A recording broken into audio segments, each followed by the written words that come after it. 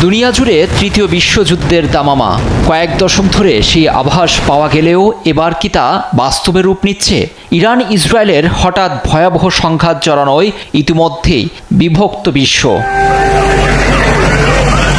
জীবনের সব আয়োজন এখানে একসাথে।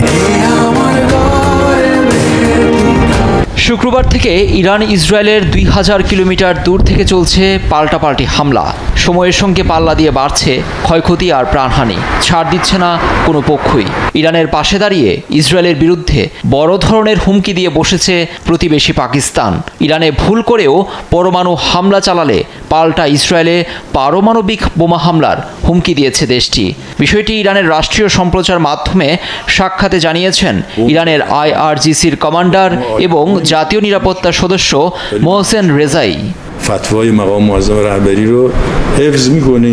পাকিস্তান এ বিষয়ে ইরানকে আশ্বস্ত করেছে বলেও দাবি করেন তিনি। মুসলিম বিশ্বকে ঐক্যবদ্ধ হওয়ার ডাক দিয়েছে শাহবাজ সরকার। এদিকে ইরানের পারমাণবিক স্থাপনায় ইসরায়েলের হামলার পরপরই নিজ দেশের সামরিক কারখানাগুলোই তড়িঘড়ি পরিদর্শন করেছেন উত্তর কোরিয়ার সর্বোচ্চ নেতা কিম জং উন। শেল উৎপাদনের অগ্রগতি পর্যবেক্ষণ ও আরও